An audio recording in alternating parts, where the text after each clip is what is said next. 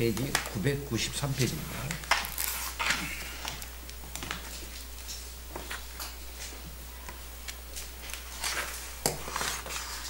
993페이지.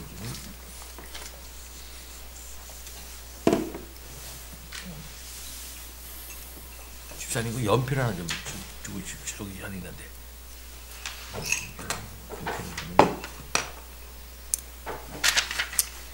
영적 실체로서의 교회의 영적 본질. 교회라는 용어는 기독교에서만 제한적으로 사용되는 것이지만 다른 종교들 내에도 기독교의 교회와 유사한 것들이 있다. 우리는 본성적으로 사회적 존재요 정치적 동물이다. 즉 우리는 공동체로부터 공동체 안에서 공동체를 위해 태어나고 단 한순간도 공동체와 떨어져서 존재할 수 없다. 우리 모두는 하나님의 형상을 지닌 자들이며 하나님과의 관계가 다른 사람들에게 흘러나가기 때문에 종교는 강력한 사회적 요소를 담고 있다. 종교적 연대는 인간 공동체 내에서 가장 강한 결속력을 갖는다. 종교는 순전히 개인적이거나 사적일 수 없다. 한 개인의 영혼과 구원이 종교에 달려있기 때문에 모든 종교는 자신을 선전하고 선교를 수행하려고 노력한다. 종교는 항상 하나의 공통교리와 공중 예배 형식을 만들어내며 소위 인류 전체가 하나의 완성된 형상이며 그의 성전과 몸이라는 의식에 의해 유지된다. 그러나 특별 계시를 제외하면 하나님과 인류의 통일성에 대한 의식은 전반적으로 상실되었다. 그리하여 통일성은 시민 공동체와 종교 공동체가 일치하는 부족이나 민족의 구성원들에게 제한된다. 국가 자체도 유사 종교적 공동체다. 비록 몇몇 독립적 형태의 사제직, 희생제사, 제의들 그리고 비밀 결사단체들이 발흥하기는 했지만 이교들 중 그 어떤 종교도 기독교의 교회와 같은 독립적인 기관을 만들지는 않았다. 이슬람교만이 일종의 신정국가를 세웠을 뿐이다. 반면에 불교는 현세 도피적 승려들로 이루어진 단체를 형성했을 뿐인데 그들은 시민사회를 무력하게 하는 압력을 행사하고서도 결코 국가로부터 독립을 이루지 못했다. 기독교의 토대는 이스라엘 언약 공동체가 오로지 신적 법률에 의해서만 다스림을 받는 국가 공동체 겸 종교 공동체로 등장하는 구약 성경이다. 비록 규정된 공동체인은 전혀 없었지만 신자들의 가정은 곧 가장이 제사장으로 섬기는 종교 공동체였다. 창세기 4장 26절은 가인의 후손들이 아니라 셋의 후손들이 야훼의 이름을 부르고 선포하기 시작했으며 노아 홍수 이후에 셈, 함, 야벳 족속 사이에서 분열이 일어났다는 것을 암시한다. 하나님은 아브라함 및 그의 후손들과 언약을 체결할 때 할례의 표식을 통해 교회를 세상과 외적으로 구별하셨다. 그것은 시내산 기슭에서 국가 언약으로 확정되고 격상되었다. 제사장과 왕, 성전과 왕궁, 종교법과 시민법이 서로 구분된 이스라엘에서 교회와 국가가 동일시 되지는 않았지만 양자는 매우 긴밀히 연결되어서 시민들과 신자들, 국가와 하나님의 백성들은 한 개념이었으며 이스라엘의 전체 삶을 관장한 것은 바로 단 하나의 신적 법률이었다. 하나의 백성으로서 이스라엘은 예다 야훼 또는 칼 야훼였다. 두 단어 모두 구약 성경에서 아무런 의미상의 구별 없이 이스라엘이 집회나 회중을 가리키는 데 사용된다. 그러나 포로기 이후 유대교는 제2성전 시대와 더 중요하게는 디아스포라 기간 동안 회당에서 예배를 드리기 위해 모인 종교 공동체가 되었다. 당시 회당에서는 신자들이 안식일에 함께 모여 토라를 읽고 가르침을 받았다. 회당 예배에서 가장 중요한 요소는 가르치는 것이었다. 이런 모임들은 점점 유대인들의 종교 생활의 중심이 되어갔다. 예루살렘 성전은 계속해서 존재했고 하나님의 특별한 임재가 있는 장소에서 지속적으로 영예를 누렸다. 하지만 디아스포라 유대인들은 성전과 제단, 제사장과 제사 없이 기도와 설교에서 그들의 예배를 발견했다. 그리스어 슈나고게와 에클레시아는 원래 유대인들의 이런 모임을 위해 교차적으로 사용되었지만 점차 구별되어 슈나고게가 회당이라는 뜻이거든요. 회당. 슈나고게는 실제적인 집회를 가리키는 경향이 있었고, 에클레시아는 하나님이 구원으로 부른 자들로 확정된 이상적 공동체를 가리키는 단어가 되었다. 한정된. 한정된? 확정이 아니고 한정된 이상적 공동체를 가리켰다. 에클레시아가 이제 교회로 이제 불리게 되었다. 에클레시아라는 말도 이제 앞으로 나오겠습니다만, 원래는 그리스어로 그죠, 어떤 그 모임, 뭐 이런 회집 뭐 이런 뜻입니다. 에클레시아가. 자, 사민회라고 할 때도 에클레시아라는 말을 썼어요. 그러나 이것이 성경적으로 신학성경에서 교회라는 얘기로 이제 불려지게 됩니다. 486 이양 목사님. 초기의 회당에서 자주 모이던 기독교회는 이내 에클레시아라는 이름으로 불리게 되었다. 그리스도가 자기 주변으로 모으신 교회 공동체를 먼저 친히 카할 에클레시아라고 부르셨다. 이 용어를 후대 어느 편집자가 예수의 것으로 돌렸다는 현대 비평가들의 추측은 근거가 없다. 예수가 일반적 의미로 이 단어를 사용하시고 자기 주변에 모인 제자들의 무리를 카할 에클레시아라고 부르셨다는 주장은 전혀 문제될 것이 없다. 그 결과 예수가 마태복음 16장 18절과 18장 17절에서 자신의 교회에 관하여 이 단어를 사용하실 때 그분은 여전히 아주 일반적인 의미로 그것을 사용하신다. 하지만 여기서 더 문제가 되는 것이 있다. 예수는 처음부터 자신이 하나님의 아들이시며 메시아시라는 사실과 미래의 고난에 대해 알고 계셨으며 참된 가하를 회복함으로써 새 이스라엘을 만들고자 하신 것인가? 이에 대한 깨달음은 예수의 승천과 오순절이 이르기 전까지 제자들에게 충분히 주어지지 않았다. 그들이 아직 성령을 받지 못했기 때문이다.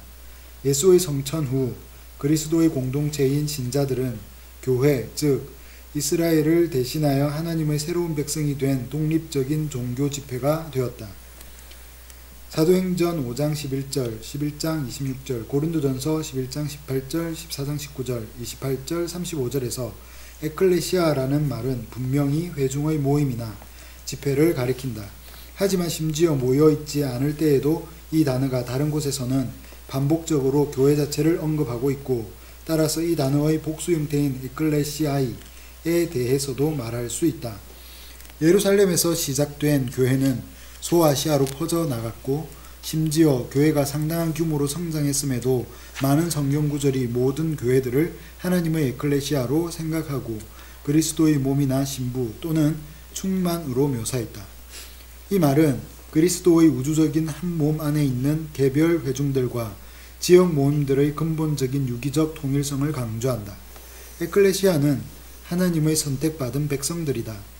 교회의 통일성은 하나의 신조와 교회의 직제와 총회 제도의 설립에 의해 후험적으로 생겨나는 것이 아니다. 그뿐 아니라 개개인들이 교회와 상관없이 먼저 신자가 되고 그 후에 연합하여 교회를 이루는 것이 아니다.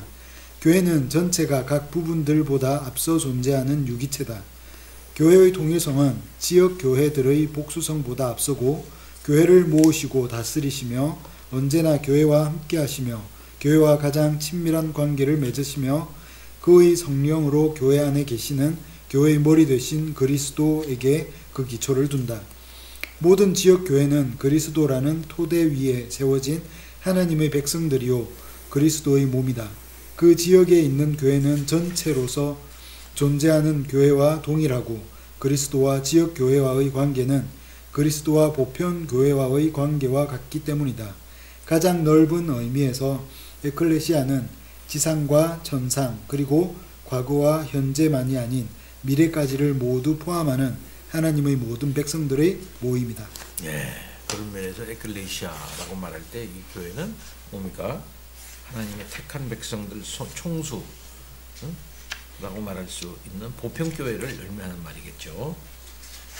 자, 그 다음에 통일성과 보편성, 원지사님. 그리스도의 교회가 갖는 이러한 영적 통일성은 속사도 시대에도 계속해서 표면화된다. 그리스도인들은 성도요 택함 받은 자들이다. 그리고 그들은 한 분 하나님, 한 분 그리스도, 한 분 은혜의 성령, 그리고 하나의 부르심을 가지고 있다. 그리스도인들은 세상의 영혼이요 참 이스라엘이요 하나님의 복을 받은 백성이다. 그들은 모두 제사장이며 성령을 받은 자들이다. 이들의 공통된 동일성은 친교 속에서의 교제, 형제의 이름과 상호 환대의 서약 등으로 입증된다. 사도적 믿음에 대한 여러 도전에 직면하여 자연스러운 질문이 제기되었다. 참된 교회는 어떤 교회인가? 점차 제시된 답변은 다음과 같았다. 전체 몸과 더불어 존재하는 교회, 즉 보편교회와 교제를 유지하는 교회다. 참된 보편교회는 모든 시대와 장소에 걸쳐 지상의 모든 신자들을 포함하며 이 교회 밖에는 구원이 전혀 없다. 이와 같이 교회의 동일성과 보편성은 점점 외형을 중시하게 되었고 제도적인 형태로 구체화되었다. 교회에 대한 이런 보편적 시각의 발전은 노바티아누스파와 도나투스파 같은 이단 분파들의 출현으로 인해 촉진되었다. 자신들이 성령을 소유하고 있다는 이런 분파들의 주장에 대하여 이레나이우스는 다음과 같이 기록하였다. 교회가 있는 곳에 하나님의 성령도 계시고 하나님의 성령이 계시는 곳에 교회와 모든 종류의 은혜가 있는데 성령은 곧 진리시다. 키프리아누스에 따르면 주 하나님이 한 분이신 것처럼 오직 하나의 교회, 하나의 양떼, 한 분의 어머니만 존재하는데 그 어머니로부터 모든 신자가 태어났으며 이 교회 바깥에는 구원이 전혀 없다. 도나티스트하고 이제 노바티안이 이게 나오는데 이제 그 자기네들이 성령을 가지고 있다. 심지어 자기가 성령이다 하면서 초대교회에 그 신비주의적 성령 운동을 하는 사람들이 떨어져 나갔어요. 응? 떨어져 나가고 그 사람들이 떨어져 나가고 또 핍박도 있게 되고 그렇게 했을 때 그 사람들이 떨어져 나가고 자기네가 참교회라고 얘기했단 말이야. 불리하고 그리고 떨어져 나갔어요. 그 다음에 또 핍박도 생기고 또 그 사람들이 또 망했어요. 또 그래서 거기서 돌아온 사람들을 갖다가 이제 우리는 받을 수가 없다. 우리는 그 사람들은 받을 수가 없다. 하고서 강력하게 자기네들만이 또 가는 사람들이 있었어요. 근데 이제 전통적인 보편적인 캐톨릭 교회에서는 그 사람들을 받으려고 그랬던 거야. 특별히 어거스틴 같은 사람들은 그걸 받으려고 그랬어요. 이단에서 온 사람도 회개하고 온 사람들도 받고 그 다음에는 그 배교해가지고 간 사람들 있지 않습니까? 배교한 사람들 가가지고 처음에는 핍박이 심하니까 배교했단 말이에요. 그러다가 또 잘못했구나 하고서 이제 다시 돌아온 사람도 많이 있었지 않습니까? 그런 사람들도 다 회개한 거를 확인하고 이렇게 해서 다 교회로 받으려고 그랬던 것이 어거스틴 입장이 그것이 공교의 입장이었어요. 근데 우린 그렇게 할 수가 없다. 응? 이렇게 했던 사람들 공동체가 있는 사람, 노바티안들의 있는 사람들은. 그래서 자기네끼리만의 또 교회를 형성해서 왜 그러냐면 우리는 순수한 교회를 형성한다. 그러다 보니까 그 자체가 또 타락해 나갔어요. 분파 운동이 돼버렸단 말이죠. 그런 걸 얘기하는 거예요. 그래서 아우구스티누스 역시 특별히 도나투스파와의 논쟁으로 인해 교회의 본질에 대해 관심을 갖지 않을 수 없었다. 여전히 그의 사고와 삶의 중심점은 은혜론이지 교회론이 아니었다. 아우구스티누스에게 있어 비록 교회가 은혜의 시여자가 아니더라도 그는 교회가 신자들의 어머니요 하나님이 일반적으로 그 안에 은혜를 베푸시는 집단이요 성령과 사람과 견인이 존재하고 그 바깥에는 전혀 구원이 없는 곳이라고 변호한다. 이처럼 아우구스티누스는 교회에 관해 완벽주의적 입장을 주장하는 것이 아니라 그리스도의 참된 몸으로서 교회와 혼합된 몸으로서의 교회를 구분한다. 알곡 중에 가라지가 있고 좋은 물고기 중에도 나쁜 물고기가 있으며 교회 밖에 많은 양들이 있고 교회 안에 많은 늑대들이 있다. 교회와 함께 있고 성례의 교제 가운데 거하는 많은 사람들은 그럼에도 교회 안에 있지 않다. 헌신된 어머니요 흠이나 주름이 없는 신부요 사랑스러운 비둘기요 거룩한 교회인 교회는 불경건한 자가 다수를 차지한다 할지라도 여전히 교회됨을 유지한다. 아우구스티누스에게 있어 교회의 모든 거룩은 교회의 구성원들에게서가 아니라 주로 교리 및 객관적 제도, 은혜의 방편들 그리고 예전에서 발견되는 것이기 때문이다. 교회를 그들의 어머니로 소유하지 않은 자들은 하나님을 그들의 아버지로 소유할 수 없다. 아우구스티누스의 이러한 사상들은 결과적으로 보편교회의 중요성을 점점 더 부각시키게 되었다. 반면에 지역교회들은 더 이상 역사적 우선권을 차지하지 못한다. 지역교회들이 전체 몸과 더불어 존재하고 그 감독직에 복종하는 경우에만 전체의 한 부분이 되고 또 참된 교회가 되기 때문이다. 이런 교회로는 교회의 위기적 구조 및 은혜를 부여하는 성례와 더불어 중세에 가르치는 교회 개념에서 그 절정을 이루는데 그것은 듣는 교회보다 앞설 뿐만 아니라 더욱 높임을 받는다. 후자는 전자에 수동적으로 복종하며 그들에게 최상의 덕, 구원에 필요한 최상의 덕은 교회가 믿고 있는 것에 대한 믿음이고 위계 체제에 대한 순종이며 교황에 대한 복종이다. 교황이 있는 곳에 교회가 있다. 따라서 교회의 본질은 이런 듣는 교회의 특성에 달려 있지 않다. 객관적인 가르치는 교회는 그 회원들 모두가 불신자이고 불경건한 사람들이라고 해도 참된 교회로 계속 남아 있을 것이기 때문이다. 위계적이고 제도적인 교회는 몸이 인간의 영혼에 필요한 것처럼 매우 중요하다. 교회의 성례에 외적으로 참여하는 것은 구원을 위해 필수적이다.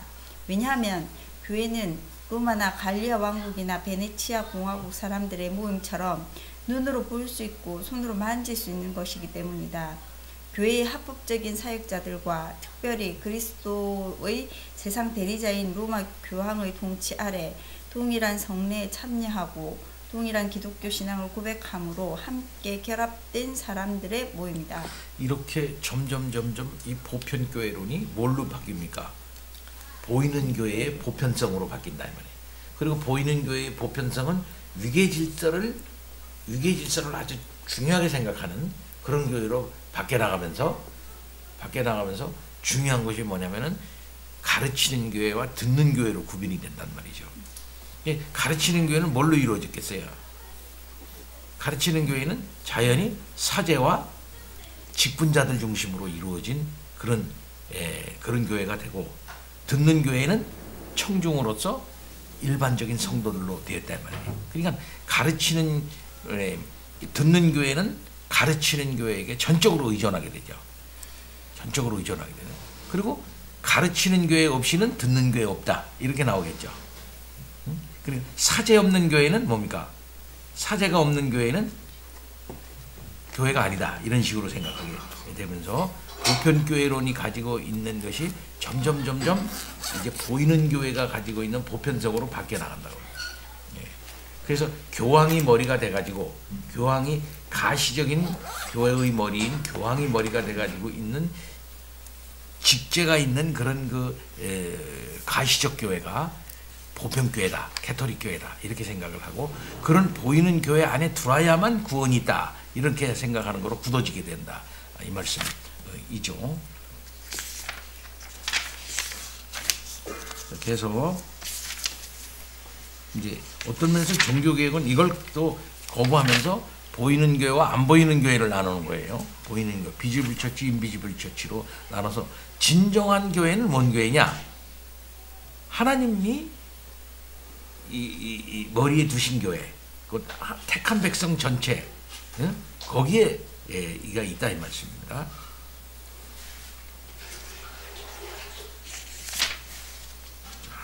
자, 488 우리 엄집사님. 알비파나 왈도파 같은 분파 운동들과 존 위클리프와 얀 후스가 저항한 것이 바로 이런 교회관이었다. 이들의 경우 참된 교회를 식별하는 기준은 객관적인 말씀과 성례 사역이 아니라 사랑과 가난 속에서 그리스도의 법에 따라 사는 삶 가운데서 발견된다. 여기에는 교회 개념으로부터 세상 현실로의 전이 과정이 빠져 있었기 때문에 개혁을 위한 여러 시도들은 다른 분야로 전수될 수 없었고 그들의 노력은 아주 실망스러운 결말을 맞이하게 된다.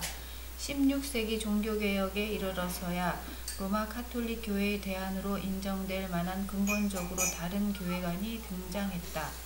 루터는 그 효력이 행위 자체에 있는 것으로 간주되는 성례나 선행들이 아니라 오직 믿음으로 말미암은 죄사함 속에서 영혼의 평안을 발견했다. 루터는 사제직 제사들 수도 원주의 제도권 교회에서 시행하는 성례의 효력과 같은 외형적인 것들의 중요성을 거부하는 가운데 그리스도인의 자유를 선포했고 교회를 신자들의 모임, 즉 성도들의 교제로 보았다. 가시적 교회와 비가시적 교회의 구분이 이루어졌고 후자가 신앙의 대상이 되었다. 참된 가시적 교회의 표지는 말씀과 성례의 순전한 시행이다. 교회는 성도들의 교제요 신실한 자들의 모임이다. 말씀이 선포되고 말씀에 따라 성례가 시행되는 곳이라면 요람에 놓은 유아들만 있는 곳이라 하더라도 그곳에 하나의 교회가 존재한다고 확언할 수 있다. 하나님의 말씀은 하나님의 백성들 없이 존재할 수 없다. 로마 가톨릭 교회에 반하여 그는 가시적 교회와 비가시적 교회를 구분함으로써 교회의 본질이 눈에 보이지 않는 것들, 즉 믿음, 그리스도와의 교제, 성령으로 말미암는 그리스도의 유익들 안에 있다는 것을 옹호했다.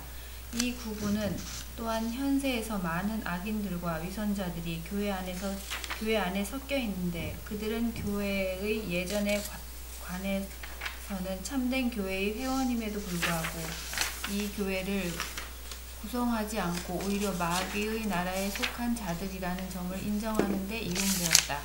이렇게 가시적 교회와 이제 비가시적 교회를 구분하면서 진정한 교회는 비가시적 교회다 이거죠.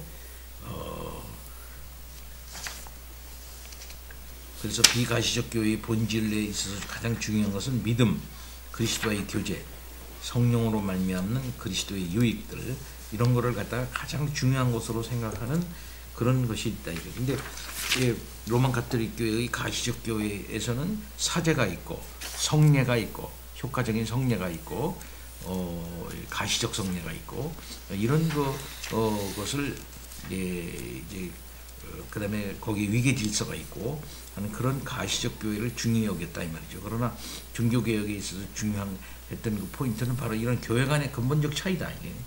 그것이 진정한 교회의 모습이 아니고 참된 교회의 모습은 하나님의 백성과의 하나님의 백성의 교제다, 성령의 교제다 이렇게 보았단 말씀이죠.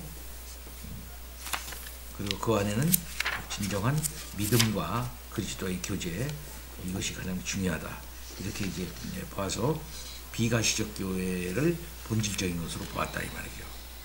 그러니까 그렇다고 본다면 이러한 본질이 없는 진정한 의미의 성도의 교제라고 하는 것은 진리가 그 속에 있어져서 그리스도로 말미암은 참된 교제로 연합되어지는 곧 성령의 놀라운 그 역사로 말미암은 하나됨 그것이 있는 그런 교회가 참된 교회인데 그것이 없다고 볼 수 있는 이 가시적 교회인 가톨릭은 진정한 교회가 아니다까지 이렇게 나가야 되는 것입니다. 개혁파 신학에서 계속 개혁파 신학에서 비가시적 교회는 특별히 하나님께만 알려진 택자들로 특징 지어졌다. 하나님이 일반적으로는 말씀과 성례를 방편으로 그리스도의 유익을 수여하시지만 아주 드물게는 이런 방법에 구속받지 않으시고 교회라는 기관 밖에서도 구원을 허락하신다.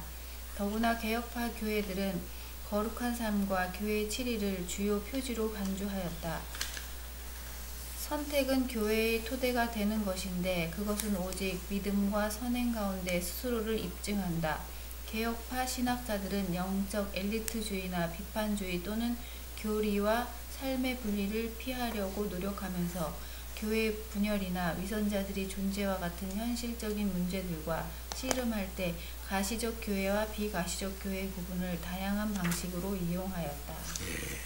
비가시적 교회론을 논함에 있어서 루터파보다도 더 강하게 개혁파는 하나님의 그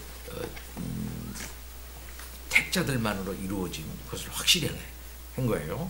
근데 이것은 루터파보다 강한 겁니다. 루터파는 여기 요 부분이 조금 약해. 비가시적 가시적 교회론을 얘기는 했긴 했지만 개혁파는 보다 더 그 비가시적 교회의 본질을 하나님 안에 있는 택한 자들의 모임이다라고 확실하게 얘기하는 면이 루터파보다 좀 강한 면이다.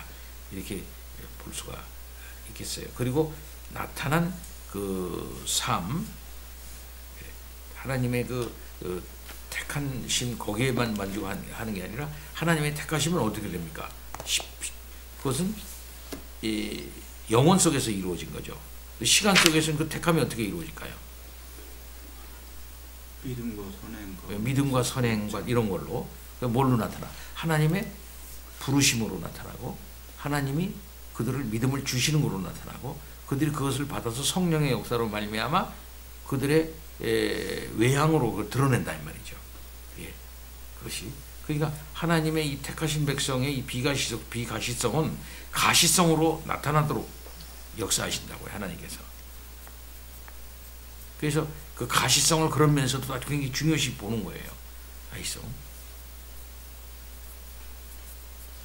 그래서 선택이라고 하는 것은 믿음과 선행으로 스스로를 입증하도록 성령께서 역사하신다고요. 그래서 시간 속에서는 믿음과 선행으로 나타나도록 성령께서 그 택하심을 가시화하는 그런 것을 볼 수가 있습니다. 그래서 개혁파 교회는 고백이 분명한 거죠. 자기의 택하신 하나님의 택하신 안 보이잖아. 그러나 그것이 시간 속에서 자기 속에서 유기적인 성령의 인격적 역사를 통해서 믿음으로 드러난다는 걸 중요시 여기기 때문에 아주 그 신앙 고백적인 자기 드러낸 확신 이걸 갖다가 아주 중요하게 생각을 했던 것이죠. 그래서 고난은 어디서 발생해? 고난은 어떤 면에서 루터파보다도 개혁파 교회에서 고난을 더 많이 받아요. 근데 루터파가 가는 교회는 왜 고난이 좀 많이 없을까요? 루터파 있는 교회는 주로 독일의 영향을 받은 북구에서 많이 나타나지 않았습니까? 그쪽으로 이렇게 독일에서 저 위쪽 지방으로 이렇게 나간단 말이에요.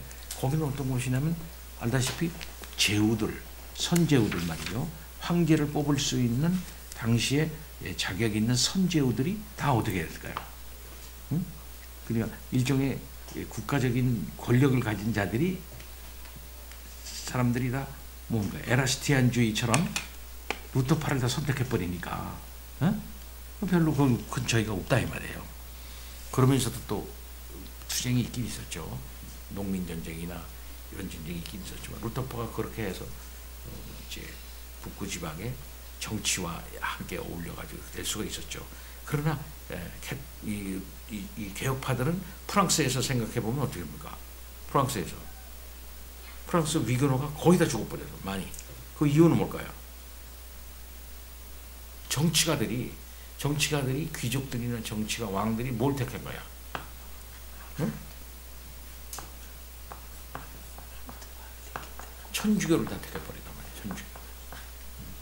처음에는 사실상 위그너 중에 귀족들 중에 위그너파 귀족들이 많았어요. 그런 위그너파 귀족들이 끝까지 가지를 못합니다. 결국 남은 거는 그렇지 않는 이렇게 평민들이나 이런 사람들이 되고 위그너파 귀족들이 많이 배신도 하고 또 결국은 왕의 강력한 정부에 망했죠. 그러니까는 프랑스에서 그냥 철저하게 당하지 않았습니까? 영국에서는 어떻게 됐어요? 영국에서 순교가 많이 나는데 순교가 많이 나온 지역은 어디야? 스코틀랜드죠. 잉글랜드에서는 수장령에 의해서 그렇게 됐다가 또 천주교로 또 이렇게 경도가 됐다가 뭐 이렇게 했다가 거기서 지도자들 많이 죽었죠. 지도자들이 많이 이 크렘버도 죽고 뭐 몇 명 죽긴 죽었지만은 북쪽 지방에서는 뭡니까 천주교 때문에도 죽고 초창기에는 이 스코틀랜드 종교 개혁에 이런 두 가지인데 하나는 천주교에서의 개혁, 천주교에서 이제 장로교로 넘어오면서 그 다음에는 이 스코틀랜드와 이제 잉글랜드하고 왕 저희가 이제 통합이 돼요. 왕이 1607년에 이 통합이 됩니다. 통합이 돼요. 그래서 제임스 6세가 잉글랜드의 제임스 1세가 되잖아요. 그래서 왕가가 통일이 된단 말이야. 그러면서 스튜어트 왕도가 통일이 되니까 잉글랜드처럼 스코틀랜드도 이 장로교 하지 말고 너희들도 이 감독제 해라. 그리고 감독제가 적용이 된단 말이에요. 왕에 의해서. 그리고 거기에 귀족들이 붙어버린다고요. 이러면서 싸움이 붙게 되는 거지. 예. 그래서 이제 고난이 또 발생하게 되는 겁니다.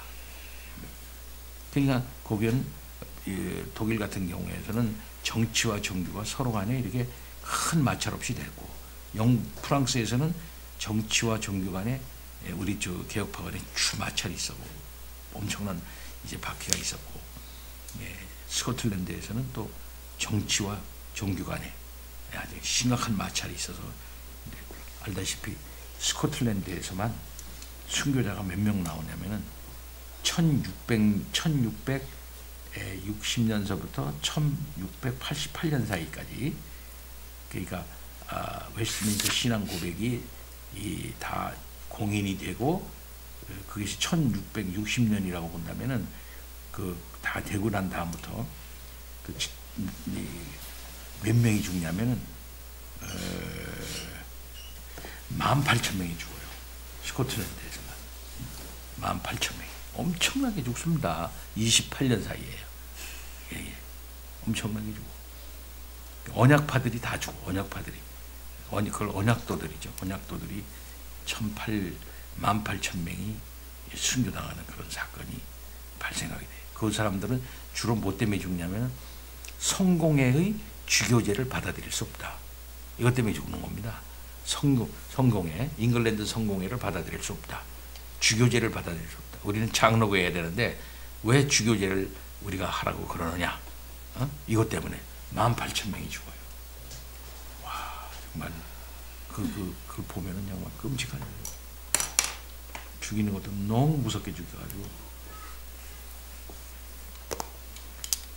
근데 그 사람들 죽이는데 주로 이제 이용했던 사람들이 주로 누구냐면은 우리가 종교개혁사 스코틀랜드 종교개혁사 봤듯이 하이랜드와 로랜드가 있잖아요.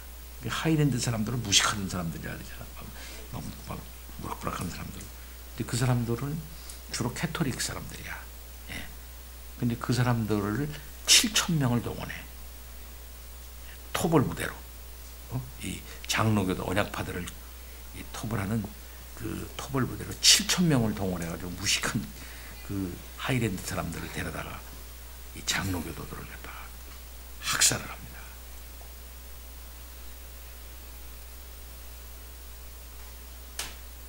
무섭게 하냐. 결국은 이제 아다시피 1688년에서 1690년 사이에 일어난 그 명예혁명, 그걸 명예혁명이라고 그러죠. 그 명예혁명에 의해 가지고 이게 그것이 종식이 돼요.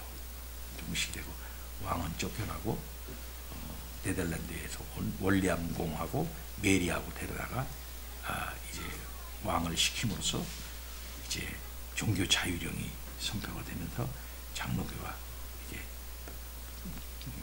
자리 잡는 그런 일이 생기게 되고 이제 순교가 이제 끝나게 되는 거죠.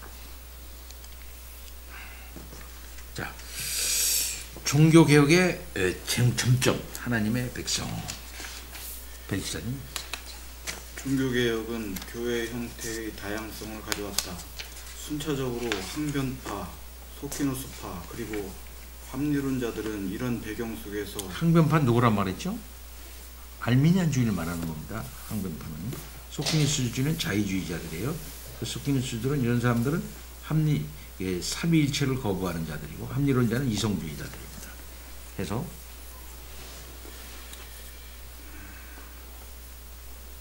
순차적으로 항변파, 소키누스파 그리고 합리론자들은 이런 배경 속에서 하나님 나라가 지상에 임하도록 헌신한 제한된 종교적 모임이 교회라고 주장했다. 여기에는 그리스도가 제정하신 기관으로서의 교회라는 개념이 들어설 여지가 거의 없었다. 이에 대한 반발로 신비주의적이고 경건주의적인 분파 운동들이 종교적 경험과 분리주의의 일치를 추구했지만 결국 은혜와 피조된 자연세계를 이중적으로 분리하는 동일한 결말에 이르렀다. 이게 이 사람들의 문제예요. 신비주의자들과 경건주의가요. 은혜와 피조된 자연세계를 이중적으로 분리하는 동일한 결론에 이르렀다. 그러니까는 하나님의 은혜 주시는 거하고 하나님이 이 일반 은총에 의해서 창조되어진 세계와 사이의 연결고리가 이게 별로 없는 거예요. 이 사람들은요. 이게 문제예요. 이게. 비록 굉장히 경건한 것 같으나 이런 면에서 약하다고요. 그러니까 세계에 대한 책임, 피조 세계에 대한 윤리적 결단, 어떻게 문화적으로 이걸 해결해야 되느냐 하는 데서는 약하다 이 말이에요. 그래서 국가를 어떻게 이룰 것인가, 국가 체제를 어떻게 이루어질 것인가. 당연히 국가와 정부와 또 관리들은 어떤 윤리와 어떤 태도를 가지고서 이 사회를 형성해 나가야 하느냐 하는 데 대해서는 별로 관심을 안 갖는 거예요. 이 사람들. 교회 자기네끼리 모여가지고서 예배하고 기도하고 성경 보고 공부하고 뭐 기도하고 이런 거는 굉장히 열심인데 거기에 대한 대책이 전혀 없어. 왜? 마인드가 안 되니까. 예, 이걸 분리해버리니까 처음부터. 그래서 극단적인 민스터인들이나 메노 시몬스의 좀 더 온화한 세세레파나 장드 라바디와 니콜라스 친첸도르프 백작과 영국 독립주의자들의 분파적 충동들이나 또는 케이커 교도들에게 교회란 맹세 서약, 공무, 특정한 음식과 의복 그리고 사회적 교섭을 자발적으로 거부하는 행위를 통해 스스로를 세상과 분리시키는 영적인 사람들의 교제로 이해된다. 네, 요즘 이 사람들 이제 경건주의, 진센도르프, 퀘이커, 제세레파 이런 사람들이에요. 계속 이와 유사한 견해들이 감리교와 구세군 사이에서 발견되었다.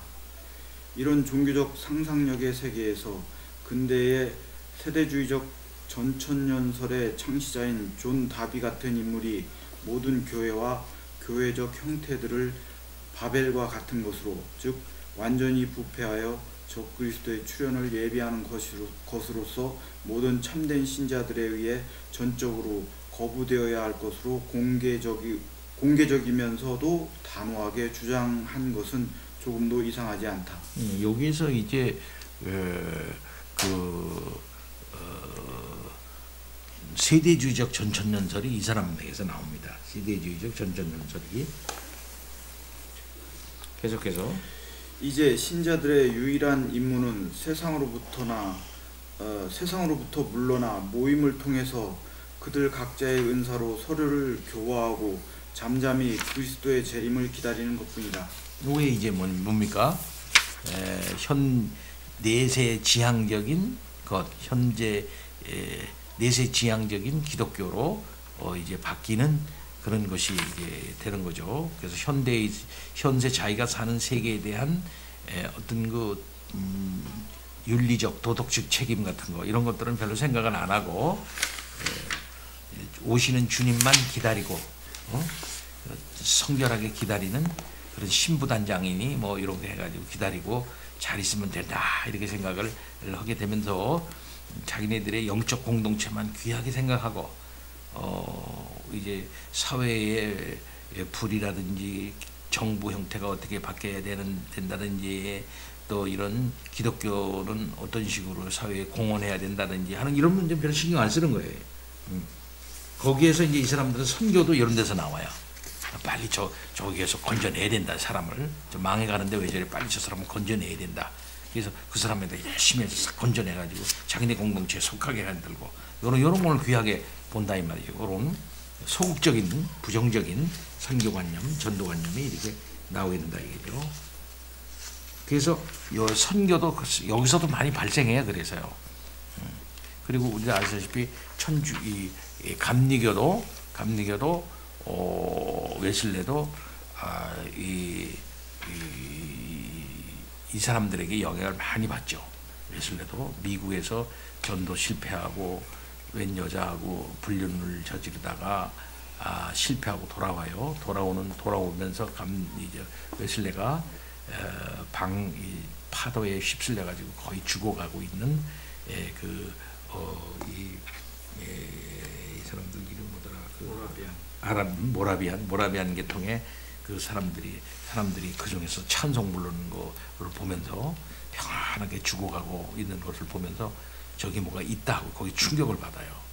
감리교 웨슬레가. 그리고 돌아와 가지고 이제 그가 다시 이제 결정적 회심을 통해 가지고 이제 복음을 전하면서 감리교 운동이 확 일어나게 되는 겁니다. 자,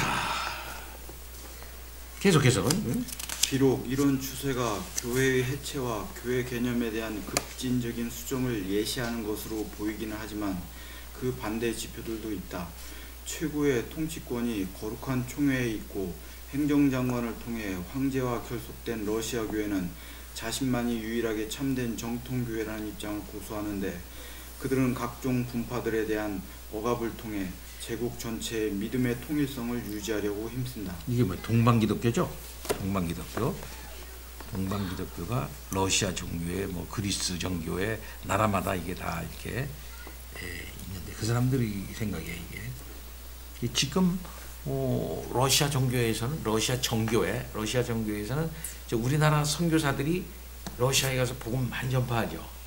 그 사람들 뭐라고 그럽니까? 이단 판정했어. 러시아 정교회에서 우리 한국에서 온 선교사들과 저기를 이단이라 그래가지고 판정을 내려가지고 러시아 사람들 접근하지 못하도록 막아놨어요. 지금 저 이단이다 이래가지고 러시아 정교 외의 모든 게 이단이라고 보는 겁니다. 얘네들은. 그래서 여전히 로마 카톨릭 교회는 원리적으로 자기 자신 외의 다른 교회들을 인정하거나 용인하지 않는다. 왜 그럴까요? 로마 카톨릭은 보편 자기네가 보편교회니까 유일하고 보편교회는 자기네뿐이니까.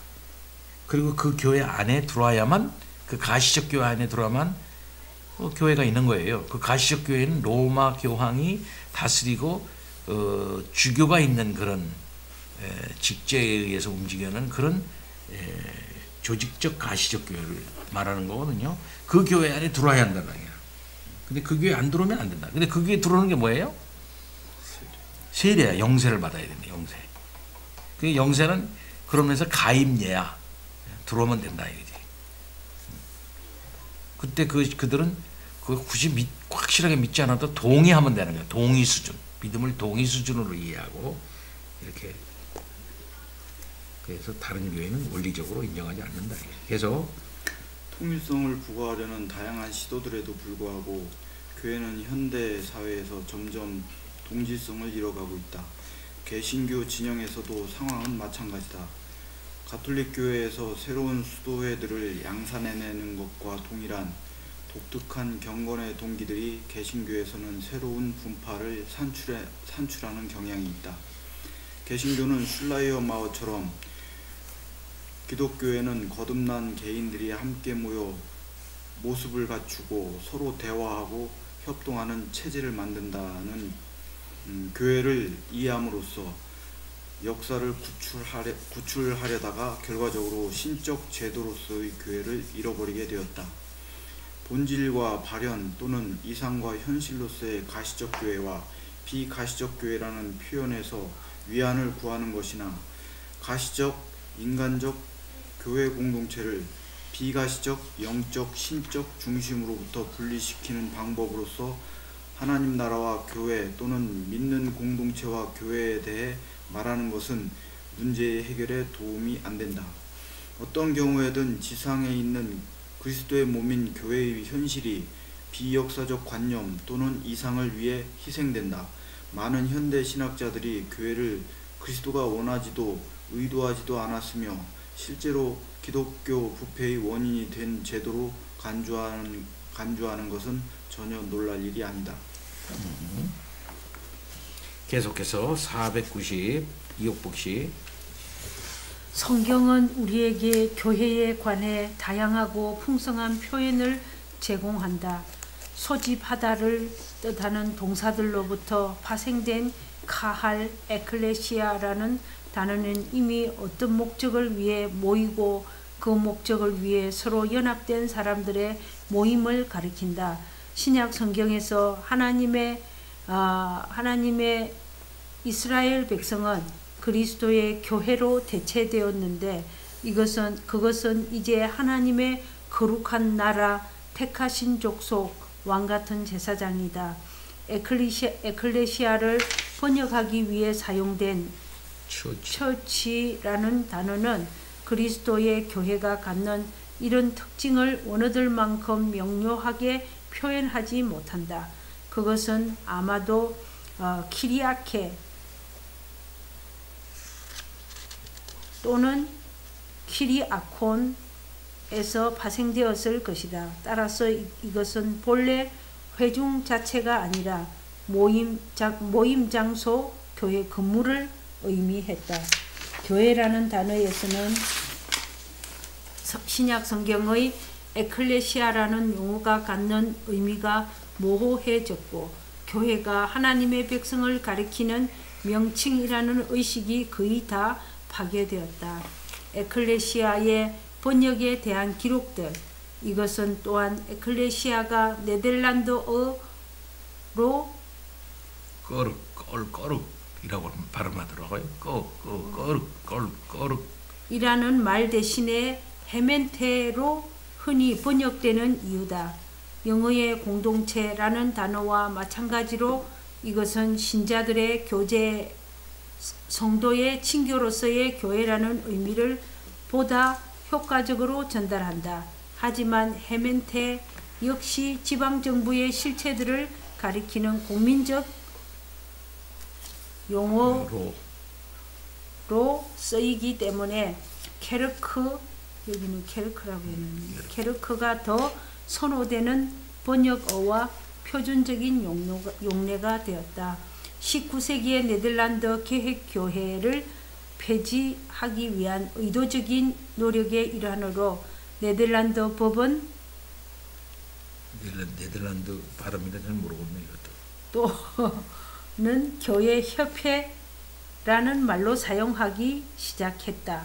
이것은 교회의 자발적인 성격과 사회기관으로서의 역할을 강조하지만 성령이 창조하신 그리스도의 몸으로서의 정체성과 통일성을 희생시킨다.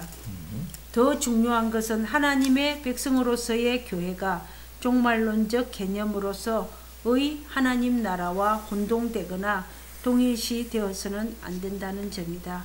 하나님 나라는 본래적 의미에서의 교회가 이 땅에 존재하는 방식과 동일하게 조직되지는 않는다. 하나님 나라는 심령이 가난한 자, 마음이 청결한 자, 어린아이와 같은 자들의 특별한 소유물이며 성령에 의해 생겨난 화평, 희락, 즐거움이 존재하는 곳이다. 교회는 이 세상의 용어이며 교회의 특징적인 본질은 바로 하나님의 선택하시는 사랑의 실현으로서 하나님의 백성이라는 것이다. 교회에 수여된 복들은 주로 그 성격상 내적이고 영적이며 부르심과 중생, 믿음과 칭의, 성화와 영화에 있다.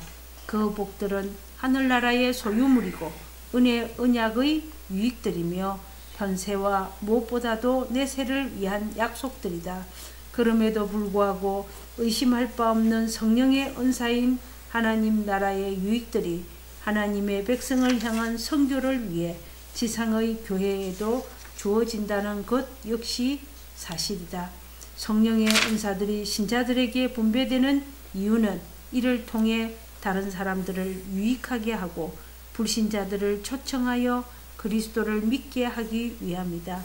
이것은 초자연적인 은사들과 자연적 은사들을 모두 포함하는데 자연적 은사들은 성령으로 말미암아 증대되고 거룩하게 된다. 하나님 나라와 교회는 분리될 수 없다. 그리스도는 교회의 머리로서 주어졌는데 이는 마지막 날에 하나님이 자기 백성의 왕으로 공개적으로 드러나시고 만민 안에서 만유가 되시기 위함이다. 이런 근거 위에서 교회라고 하는 말이 에클레시아라고 하는 이제 말인데 그 말은 원래부터가 이 성경에서 말하는 바 교회의 본질적인 의미를 잘 표현하는 단어는 아니라는 거죠. 그 말 자체가 그 말이 가지고 있는 원뜻도 그렇고 그 용례들이나 이런 것들이요. 그러나 신학에서는 그걸 채용했단 말이죠. 결국 그것은 우리가 사용하는 용어로 채족한 것뿐이지 그 말 자체가 그런 뜻을 포함하고 있기 때문에 택한 것은 아닌 거다 말이에요. 우리 한 사람이 우리 교회를 처음에 교회를 내가 하늘 그림 교회로 하자 이렇게 했는데 우리 한 사람 계속 끝까지 고집하는 게 에클레시아라고 하자고 그러더라고 자꾸 에클레시아. 그래서 내가 모르고 말하네. 에클레시아라고 하는 말은 원뜻이 그렇게 이런 신령한 뜻을 담고 있는 말이 아니거든요. 뜻 자체가 원래가 그러니까 조금 좀 주저했죠 제가. 그래서 그건 안 된다. 자, 그다음에 이런 근거 위에서 계속해서 이런 근거 위에서 교회는 그리스도의 몸, 그리스도의 신부, 자기 목숨을 양들을 위해 내어주고 그 영들을 아시는 그리스도의 양 우리 모퉁이 돌인 그리스도의 사도들과 예언자들의 토대 위에 산 돌들로 세워진 하나님의 건축물, 성전, 집, 하나님의 백성, 하나님의 소유, 하나님의 이스라엘이다. 포도나무와 가지들과 같은 유기적 이미지는 신자들을 가라지와 같은 자들, 포도나무에 붙어있는 나쁜 가지와 같은 자들, 그리고 부름은 받았지만 선택을 받지 못한 자들과 대조하기 위해 사용된다. 그 본질에 있어 교회는 참된 신자들의 모임이다. 진정한 믿음이 없는 자들은 외형적으로는 교회에 속할 수 있을지라도 결코 교회의 본질적 구성 요소일 수는 없다. 성경적으로 정의될 수 있는 교회에 대한 그런 용어들이 이런 용어들이다 이 말이죠. 계속해서 그들은 교회 안에 있지만 교회가 아니다. 이것은 성경이 성도들의 친교에 대해 언급하는 방식을 통해 확정된다. 신자들은 한 주님, 하나의 세례, 만유의 아버지이신 한 분 하나님을 소유한다. 또한 그들은 한 성령을 소유하는데 그분과의 교제 안에서 살며 그분을 통하여 거듭나고 한 몸으로 세례받고 그리스도와 연합한다. 이런 하나됨에 있어 성령은 신자들 사이에 존재하는 다양성을 파괴하지 않고 오히려 보존하고 확정하신다. 은사들은 모든 신자에게 나누어진 은혜의 유익들을 포함하지만 보다 제한적인 의미에서 이 용어는 서로의 유익을 위해 다양한 분량과 정도로 신자들에게 수여된 특별한 은사들을 가리킨다. 이 모든 은사들을 그리스도로부터 취하신 성령은 또한 그것들을 나누어 주시는 분이다. 신약 성경에 나오는 은사들의 목록을 분류하는 것은 어렵다. 어떤 은사들은 초자연적인 성격을 지니고 있는 반면 다른 것들은 성령에 의해 증대되고 거룩하게 된 자연적 은사들과 더욱 유사한 경향이 있다. 전자는 초기 교회에서 보다 두드러졌고 후자는 교회의 정상적인 역사적 발전 과정에서 특징적으로 나타난다. 그것들은 교회를 세우기 위해 다른 지체들의 유익과 부요함을 위해 기꺼이 기쁨으로 공유되고 사용되어야 한다. 은사들은 가장 탁월한 은사인 사랑에 예속된다. 이 사랑은 이웃에 대한 보편적인 사랑보다 더 위대한 것으로서 바로 믿음의 권속들인 형제 자매를 위한 사랑이다. 예수는 이 사랑을 새 계명이라고 부르셨는데, 왜냐하면 예수는 제자들에게 과거의 이스라엘처럼 혈연 관계로 얽힌 자들 간의 사랑이 아니라 다른 것과 혼합되지 않고 이 세상의 모든 집착들에 얽매이지 않는 순수한 사랑을 실천하라고 요구하시기 때문이다. 그리스도 안에서 우리는 형제 자매여 아버지이신 하나님과 우리의 맏형이신 예수와 함께하는 한 가정의 자녀들이다. 교회는 성도들의 교제 또는 친교다. 예, 그런 점에서 교회는 성도들의 교제이며 친교다 이렇게 말하고 있습니다. 그래서 성경적 교회가 뭔가 그 용어를 얘기를 했고, 성령의 공동체다 얘기를 했고, 은사 공동체다 이 얘기를 한 겁니다. 그 은사를 하나님께서 주신 것은 교회를 세우기 위해서, 유익을 함께 나누고 공유하기 위해서 은사를 주신 것이다.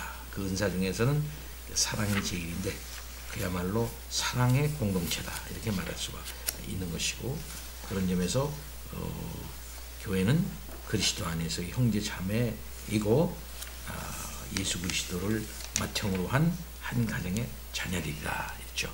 이러한 점에서 볼 때 교회는 친교다 이거죠. 성령의 교제다 이 말이죠. 이것이 기본적으로 잘 이제 그 의미를 깨닫고 알아서 포도나무에 붙어 있는 한 가지고 한 산돌 위에 세워진 한 건축물이고, 그리스도의 우리 안에 있는 양들이고, 그리스도의 신부로서 하나 되어진 그런 관계 내에서 생명을 서로 나누고 사랑을 나누고 관계를 나누는 그런 공동체다 이 말이에요. 이런 면에서의 친교다 이게. 이런 면에서의 교제다 이게 있어야 돼. 근데 이제 보편적인 가시적 조직적 교회에서는 이게 없다고 보는 거예요. 종교개혁자들은요. 그런 면에서 종교개혁은 교회론의 개혁이다라고도 말할 수가 있다. 그런 거죠. 그래서 그런 교회에서는 그렇기 때문에 나올 수밖에 없는 것이다. 어떻게 그런 교회와 함께 저기 할 수가 있겠느냐. 그래서 그런 교회로부터 가시적인 조직적 교회의 사제가 이제 의해서 이렇게 되어지는 그런 교회에서 우리는 나와서 우리만의 진정한 성도의 교제 공동체, 사랑의 공동체, 진리의 공동체, 성령의 공동체를 우리끼리 형성해야 되겠다 해가지고 교회 간의 반성에 의해 가지고 그것에 의해서 그런 교회를 세운다 그래가지고서 나와서 그런 교회 세운 것이다 이 말이에요. 그것은 뭐냐 같으면 그들로부터 나온 것이라기보다는 원래 교회로, 바울이 말했던 원래의 교회로, 원래의 교회를 되찾는 것이고 그 모양을 찾는 것이다. 그래서 리폼이라고 얘기를 했단 말이에요. 491 가장 폭넓은 의미에서의 교회는 과거로부터 지금까지 그리스도를 믿는 믿음으로 구원받았거나 또는 앞으로 구원받게 될 모든 사람들을 포함한다. 교회가 이런 방식으로 정의될 때 폭넓은 교회는 뭡니까? 과거로부터 지금까지 그리스도를 믿는 믿음으로 구원받았거나 또 구원받게 될 모든 사람들을 포함한다. 이게 교회가 이런 방식으로 정의될 때 타락 이전에 아담과 하와는 아직 구원을 필요로 하지 않았기에 교회에 속하지 않는다. 많은 신학자들이 해온 것처럼 천사들을 교회의 일원으로 포함시키는 것도 잘못이다. 왜냐하면 비록 그리스도가 신정으로 천사들의 주님도 되시고 자신의 십자가로 천사와 인간을 포함한 만물을 하나님과 화목하게 하시고 또 서로 간에 화목하게 하셨지만 천사들은 하나님의 형상으로 지음받지도 않았고 타락하지도 않았으며 그리스도에 의해 구속받지도 않았고 따라서 그리스도가 영생을 위해 불러 모으시는 교회의 지체도 아니기 때문이다. 교회의 지체는 오로지 그리스도를 믿음으로 구원받은 사람들 뿐이다. 에덴 동산에서의 언약 때부터 바로 지금 이 순간까지 이 땅에서 살았던 모든 신자들과 나중에 또는 심지어 마지막 때에 그리스도를 믿을 사람들도 교회의 지체들이다. 따라서 정해진 시간에 이 땅에서 살아가는 신자들의 모임으로서의 교회는 전투적 교회, 이 땅에서의 가장 넓은 의미의 교회에서 볼 때는 작은 한 부분에 불과하다. 여전히 교회는 하늘에 기록되고 언젠가 하나님 앞에서 흠이나 주름이 없는 신부로 서게 될 사람들로 구성된 하나의 에클레시아, 즉 하나의 타인이란 모습이다. 항상 그걸 우리가 염두에 둬야 돼요. 항상 이거요. 항상 최종적인 하나님의 그 교회, 완성될 하나님의 교회, 그 교회를 우리가 항상 염두에 두고 이 땅 위에서 살아가면서 전투하면서 그런 교회를 이루어 나가기 위해서 계속 이제 노력해야 되고, 자기가 그런 교회에 속해 있다, 우리가 그런 교회에 속해 있다고 하는 이 소속감도 분명히 우리가 이 가시적 교회가 해야 한다는 거죠. 우리 안에 이러한 동질성이 존재한다는 의식은 전투적 교회에 용기를 불어넣는다. 우리는 낙원에서 또는 신약성경 시대와 관련 짓는다면 예루살렘에서 시작하여 우리 주님이 재림 때까지 남아있는 거대한 증인의 집단에 속한다. 우리가 이런 의미에서 보편교회는 개교회 또는 지역교회보다 앞선다. 보편교회가 개교회, 지역교회보다 앞선다는 거죠. 교회란 전부가 부분들보다 앞서는 하나의 유기체다. 교회는 초창기부터 내부의 불신자의 문제를 해결하기 위해 고심했다. 구약성경에서 이스라엘이라 불린 모든 것이 이스라엘에 속한 것이 결코 아니었음에도 국가 전체가 하나님 나라로 불렀다. 신약성경의 교회 안에서도 그 정도가 훨씬 덜하긴 하지만 알곡 가운데 쭉정이가 있었고 밀밭에 가라지가 있었다. 성경과 마찬가지로 신약도 이런 사실을 인정하고 교회의 근본적 성격이 불신자가 아닌 신자들에 의해 결정된다고 일관되게 진술한다. 사도시대 이후 교회가 거듭해서 세속화되고 부패하고 분리되었을지라도 우리는 여전히 그 모두를 교회라고 부른다. 아우구스티누스에서 로마 캐토릭의 교리 문답에 이르기까지 교회는 성경이 말한 바와 같이 밭에는 잡초가 있고 타락마당에는 쭉정이가 있고 지혜로운 처녀들 가운데는 어리석은 처녀들이 있고 방주 안에는 부정한 짐승들이 있다는 것을 인정했었다. 여기서 로마 캐토릭의 문제는 유형교회의 회원됨, 역사적 믿음, 교회 규율의 준수, 그리고 교양에 대한 순복이 교회의 본질을 구성한다는 생각을 일관되게 견지한다는 것이다. 그거 우리가 거부한다는 거예요. 이에 반하여 종교개혁은 가시적 교회와 비가시적 교회를 구분했다. 그러니까 얘기했죠. 이 구분은 전투적 교회에만 적용될 수 있는 것인데, 다시 말해 교회의 영적인 측면과 참된 구성원들과 관련해서는 교회가 비가시적이라는 뜻이다. 우리가 교회의 모든 구성원들을 볼 수 없고 교회가 바켓대에 숨어버리며 때때로 말씀과 성령의 사역을 박탈당하는 이유로 교회를 비가시적이라고 부르는 것이 아니다. 이거 좀 잘 생각해 봐야 돼요.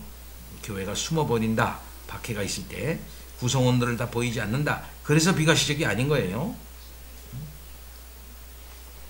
비가시적이라는 차원, 하나님 중심적 차원에서 생각해 볼 때 뭡니까? 택한 자들 안 보이죠? 택한 자들 안 보여. 그러나 우리 주님은 그 택한 자 전체를 포함해서 그 교회를 다 보고 계시다 이 말입니다. 과거, 그리고 현재, 미래에 되어질 하나님의 모든 이 전체를, 교회 전체를 보시고 하나님께서는 그걸 관계하시며 나가신다는 말이죠. 우리도 그거에 속해서 그 보고 있는 거죠. 어느 누구도 다른 사람의 영적 생활을 판단할 수 있는 무한 기준을 하나님으로부터 받지 않았다. 교회는 가장 사적인 일들에 관하여 아무런 판단을 하지 않는다. 주님만이 자신에게 속한 자들을 알고 계신다. 사실상 교회가 믿음의 대상이며 앞으로도 계속 그럴 것이다. 교회라는 단어는 교회의 핵심적 요소를 구성하고 그 본질을 규정하는 신자들의 시각에서 하나님의 백성들에게 적용된다.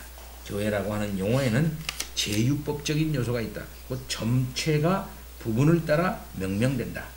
교회는 참된 그리스도의 신자들이 모인 집단이고 앞으로도 그럴 것이다.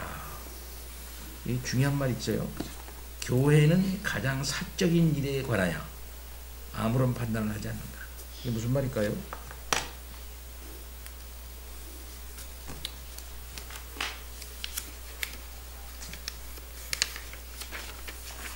어느 누구도 다른 사람의 영적 생활을 판단할 수 있는 무한 기준을 하나님으로부터 받지 않았다.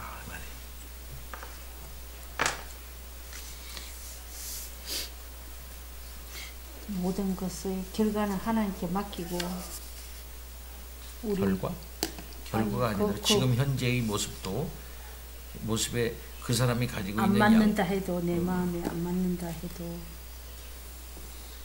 구원의 여부를 개인이 판단할 수 없다. 그 사람이 저 사람 지금 구원 받았다 안 받았다 한 사람 한 이런 사람이 저 사람이 택한 사람인지 아닌지를 저 사람이 지금 하는 모습이 택한 사람 택한 것의 결과로 나타나는 현상인지 그 사람이 진짜 신앙적으로 지금 하고 있는 게 저것인지 교회가 하나하나 판단할 수 없다는 거예요. 그 사람의 사적인 행동 하나하나를. 그렇죠? 심지어 그 사람이 구원받았냐 안 받았냐 하는 것도 교회가 판단할 수 없다는 겁니다. 판단할 능력이 없어요. 능력이 또 교회가요. 하나님 그런 거 주지 않았어요. 근데 우리는 개인적인 욕심 그러나 교회는 고쳐서 그럼에도 불구하고 교회는 참된 그리스도의 신자들의 집단이야. 그럼에도 불구하고. 그럼 이대로 갈 수밖에 없네요.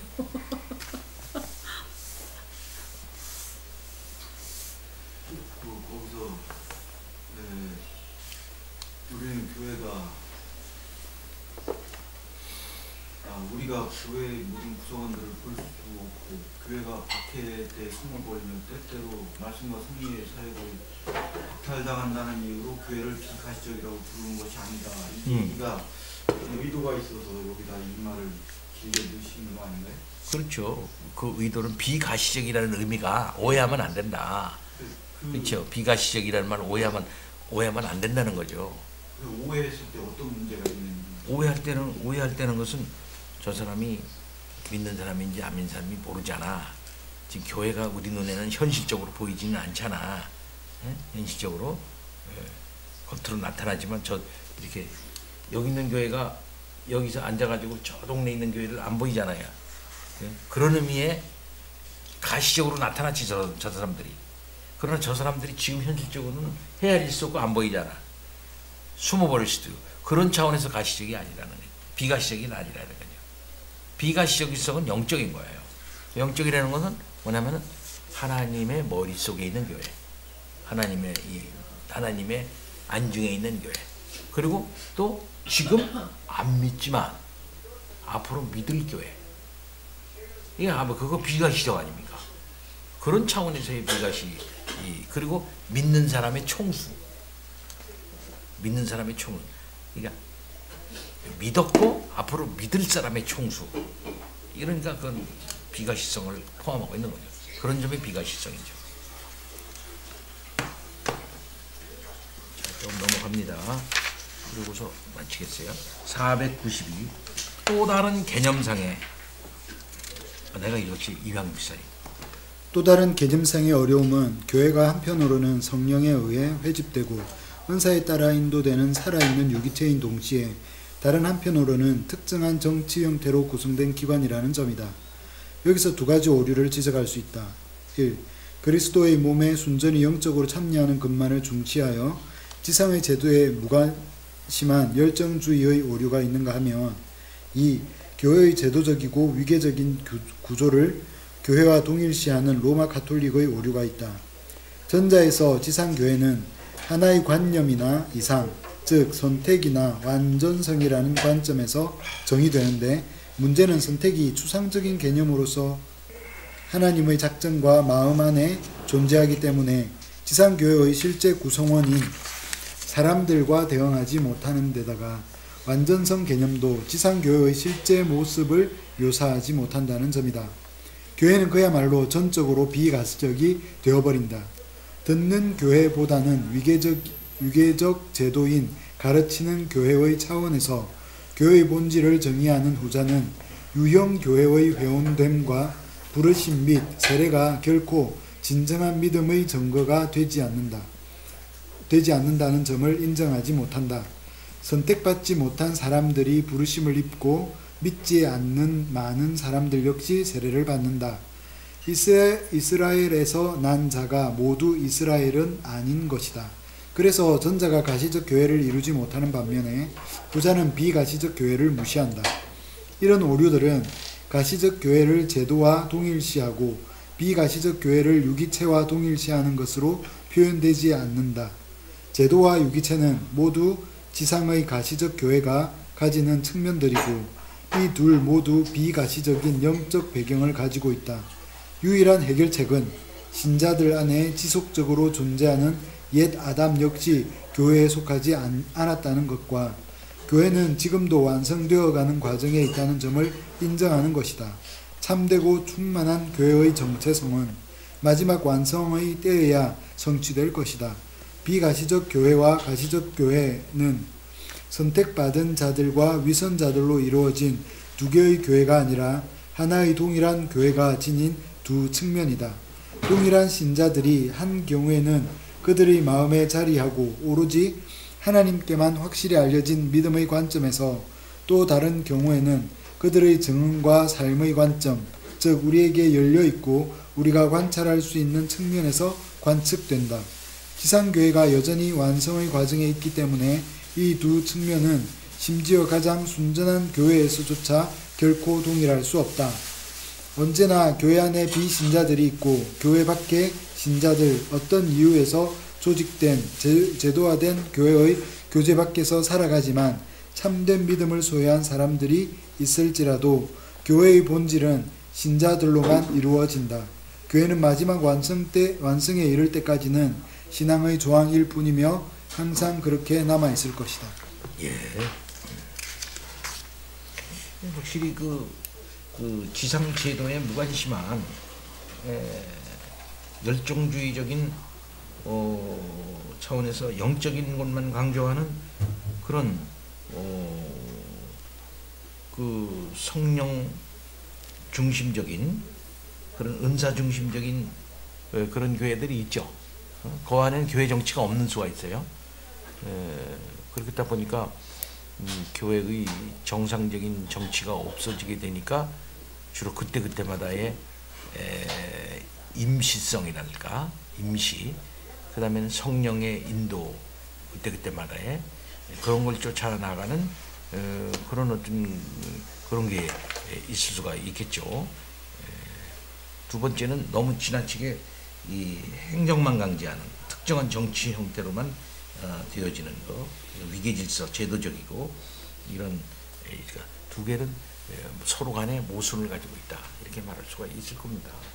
근데 우리는 그 두 가지의 오류를, 두 개가 범하는 오류를 이제 넘어서서 예수 그리스도 아래에서 하나 되어진 사실을 확인하면서 동시에 우리 자신의 부족을 고백을 하는 거죠. 그런 가운데 이 주어진 하나님의 말씀을 성령의 역사를 따라서 진지하게 쫓아가는 가운데 하나님이 주신 위계 질서로서의 장로교 정치를 잘 활용하면서 최소한의 그 오류를 이제 갖도록, 오류를 적게 이제 갖도록 서로 회의하면서 중지를 모아가면서 이렇게 이제 나가는 거죠. 예. 그렇다고 볼 때 가장 좋은 체제다, 이렇게 말할 수가 있을 겁니다. 오늘날에는 진리가 명확하게 교회 안에 잘 밝혀지지가 않을 뿐만 아니라 그것에 대해서 순종하고 이렇게 따르는 것도 또 이렇게 잘 안 되고 있기 때문에 실상은 교회론이 잘 이렇게 정립이 안 돼 있다, 이렇게도 말할 수가 있어요. 예. 교회론이라는 거는 여기다 안다시피 뒤에 나오잖아요. 책에 뒤에 나오잖아요. 구원론 뒤에 나온단 말입니다. 여기서도 칭의와 성화 이후에 나오잖아요. 칭의와 성화 이후에 나오고, 칭의와 성화는 뭐에 근거하고 있다고 항상 얘기합니까? 하나님의 택하심에 근거해서 있다고 나오고 있지 않습니까? 그러니까 하나님과 하나님의 신적인 그 일, 하나님과 신적 사역에 근거해가지고 그 다음에는 나오고 있죠. 그것은 뭐냐 같으면은 시간 이전에 하나님께서 정하신 그 작정에 근거해가지고 그 다음에 시간 세계의 모든 일이 정해져 나가고 그것을 최종적으로 드러나는 것이 교회라는 말입니다. 교회. 교회가 기반하고 있는 것은 결국은 하나님과 하나님의 계시, 거기에 기반하고 있는 거거든, 교회가. 근데 이제 이 기반이 약해 놓으니까, 이 밑에 있는 기반이 약해 놓으니까는 그건 뭐냐면 하나님의 택하심과 또 택하심의 결과로 나타난 칭의와 성화에 대한 문제들이 구원론, 이것이 약해 놓으니까 교회론이 허술한 거예요. 교회론. 기초가 허술하니까 교회론 자체가 허술하는 거니까. 허술한 거예요. 그러니까 교회 사람들이 말하는 거예요. 너는 너 식대로 믿고 난 내 식대로 믿으면 되지 뭘 그걸 주장하고 있어. 네가 믿는 하나님 너는 그렇게 믿어, 난 이렇게 믿을게. 하나님이 그렇게 하셨건 말건, 믿음이 뭐건 말건, 칭의가 뭐건 성화가 뭐건 구원이 뭐건 넌 식으로 해, 난 내 식으로 할게. 이런 식으로 된단 말이죠. 그냥 가장 기본적인 우리 믿는 진리, 핵심적인 믿는 진리에 대한 동의가 없이 교회가 형성된 거 아닙니까? 형성되는 거. 그냥 교회는 이게 혼란한 거예요, 이게요. 이 교회가 뭘 근거해서 나가야 할 것인지, 어떻게 다스려져야 할 것인지, 이거에 대한 뚜렷한 뭐가 없는 거야. 그러니까 혼란이 오는 거예요, 이게 혼란이. 한국교회 혼란은 바로 그런 혼란이다. 이렇게 말할 수가 있는 것이죠. 예. 이거를 어떻게 그러면은 고칠 수가 있을까요? 이 교회 안에 서로 사랑하고 연합하고 교제하고 양보하고 겸손하고 그렇게 해야 되지 않습니까? 이렇게 나올 수 있지 않습니까?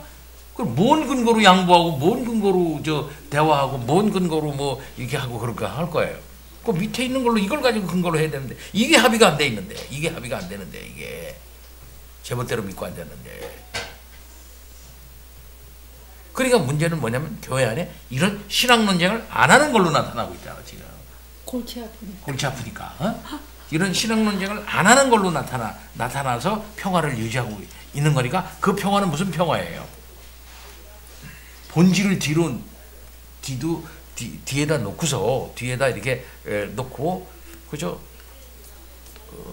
겉모양만 그저 인사만 하고 앉았다 교회 와가지고.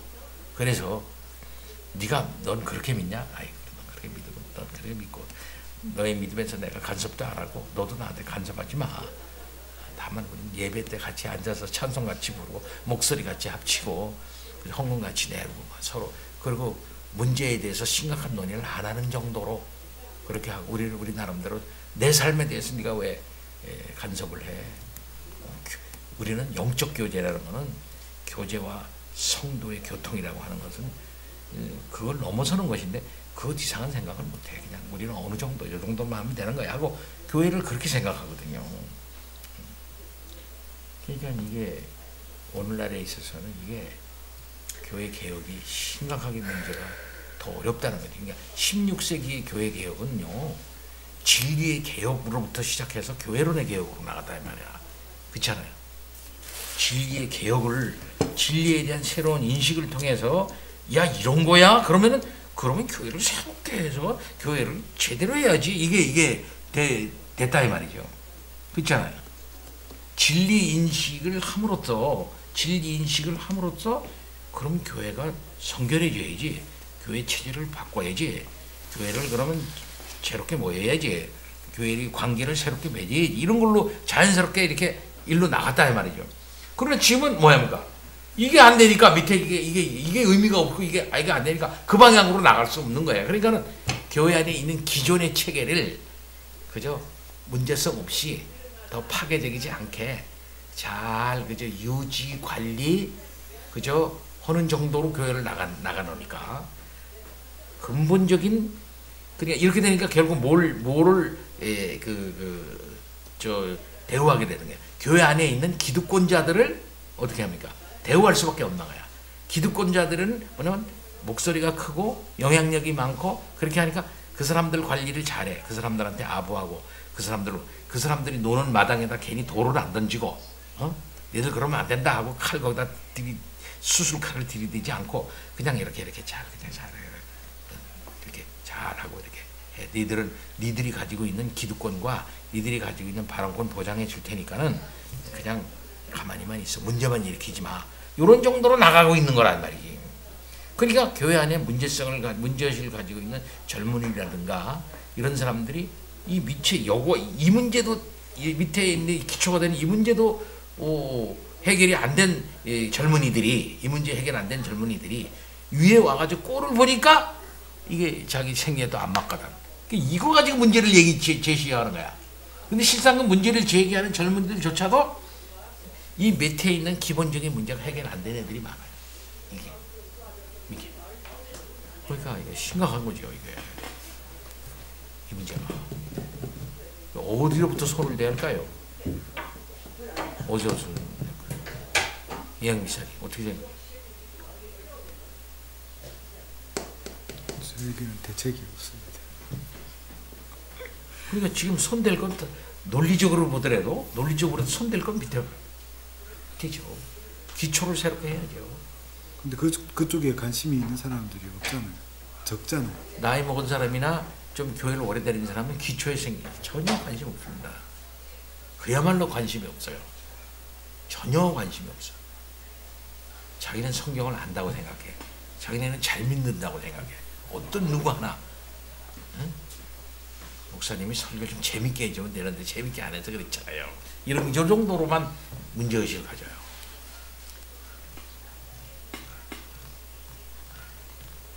그래서 여러분들이나 우리는 그야말로 이 사명이 중요하다 이렇게 생각됩니다. 이 밑에 부분에 대한 공사를 제대로 해서 그 위에 제대로 된 성을 쌓아야죠. 그것이 순서다 이렇게 봐지는 거죠. 그러니까 우리가 웨스트민스터 신앙 고백을 작성된 배경을 보더라도 두 가지 점에서 얘기해야 되잖아. 두 가지 점. 하나는 진리에 대한 공동의 이해를 같이 하고, 그죠? 그 다음에 그것에 근거하여 교회를 어떤 식으로 정치를 세울 것인가. 이거에 대해서, 그리고 거기에 대해서 그걸 기초해서 어떻게 예배를 드릴 것인가. 응? 여기에 이제 관심을 해가지고 그 교회를 또 어떻게 다스릴 것인가. 요런 데에 대해서 합의를 이루는 거죠. 합의를. 근데 아다시피 잉글랜드 교회에는 처음부터 장로교 교회에 대한 그렇게 해야 되겠다 하는 그런 확신이 없었지 않습니까? 크로멜 이후에 잉글랜드가 야뭐야 해가지고 거의 웨스트민스터 신앙 고백을 물로 돌려버렸잖아요. 그 다음에 지난번에 우리가 봤던 모스트냐 메이냐, 그죠? 모스트냐 메이냐에서 메이로 표현해버렸죠.